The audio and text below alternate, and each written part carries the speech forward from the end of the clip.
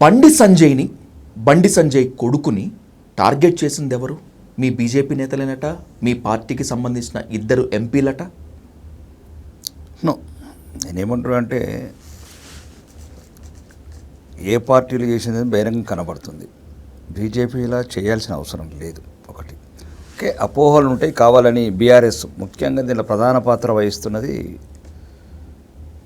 BRS and Congress. ఎందుకంటే ఇప్పుడు మీరు చెప్పిన ఒక పదంలో ఉంది, టార్గెట్ తెలంగాణ అప్పుడే 2 పార్టీల వాళ్ళకి తడిచిపోయింది. బెంగాల్నే కొట్టినగా తెలంగాణ ఆగదని. ఈ 2 పార్టీలకు తోడు కొద్దిగా ఎంఐఎం తోడైంది. ఇప్పుడు ఈరోజు బండి సంజయ్ గారి మీద జరుగుతున్న దుష్ప్రచారానికి 3 పార్టీలు కారణం.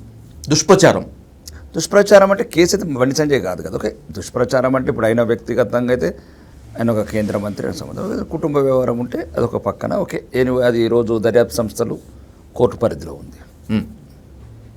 అంటే అవకాశం వచ్చింది కదా అని ఒక 2 కుటుంబాలని, అంటే 2 కుటుంబాలు ఒకప్పుడు సన్నిహితంగా ఉన్న కుటుంబాలు మనస్పార్థలను పొరపచ్చల వల్లనో అదొక రకంగా ఈరోజు తెలంగాణ కొంతమంది యూట్యూబర్స్కు, కొన్ని రాజకీయ పార్టీలకు ఆ 2 కుటుంబాలు ఆట అయిపోయినాయి. బండి భగీరథ్పై నమోదైన పోక్సో కేసులో మీరు ఒక కాంట్రవర్షియల్ స్టేట్మెంట్ ఇచ్చారు.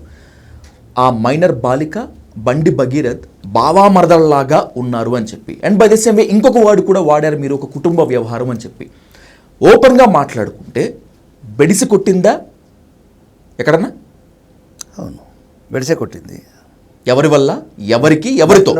ఫస్ట్ ఆ 2 కుటుంబాలు మంచి సన్నిహిత సంబంధాలను కుటుంబం. పాయింట్ 1, పెళ్లి వరకు వచ్చింది. మాకున్న పర్మిషన్, మా పక్కన జిల్లానే మాకు ఎవరు మధ్యవర్తి, వాళ్ళ బంధువులు వీళ్ళ బంధువులు కలిసి చెప్పారు.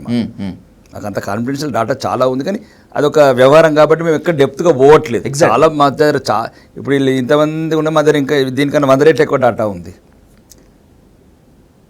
ఆ 2 రోజు నా అభిప్రాయం ఏంటంటే, 2 అమ్మాయి అబ్బాయి అండ్ కుటుంబము సన్నిహిత, అంటే మీనింగ్ కుటుంబ బంధువులు ఉంటారండి. దానికి అదే మనం పెడార్థాలు తీసే అవసరం లేదు. దానికి సుమారు ఫ్రెండ్స్గా ఉంటారు, తిరుగుతారు, బంధుత్వం ఉంటుంది, రకరకాలు ఉంటుంది.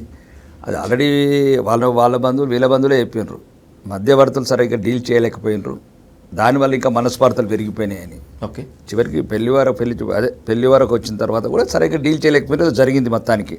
ఓకే, దాన్ని ఏదైతే ఈ దుర్మార్గమైన కొద్దిగా వ్యవస్థ ఉన్నదో, కొద్దిమంది రాజకీయ పిల్లలకు వదిలేయాల్సింది, లేకపోతే అవసరమైతే దాన్ని తప్పు చేసింది చట్టానికి, కోర్టుకు వదిలేయాలి. ఇక రోజు ప్రెస్ మీట్లు పెట్టి ఆ 2 కుటుంబాలని ఈ రకంగా అంటే, మరి నేను దాని ఉద్దేశం ఏంటంటే, ఇంతకుముందు కలిసి ఉన్న కుటుంబమే, బంధుత్వం ఉన్న కుటుంబమే కాబట్టి ఏదైనా ఉంటే మనస్పార్థలు తొలగిపోయి కలిసి ఉండాలని కోరుకున్నాను.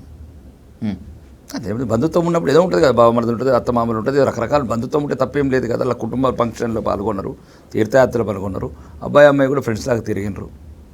ఎక్కడనో ఈ మధ్యవర్తులు చేసిన ఒక తప్పిదం వల్ల ఈరోజు రాష్ట్ర వ్యాప్తంగా అదొక వార్త కూర్చున్నదని చెప్పాను.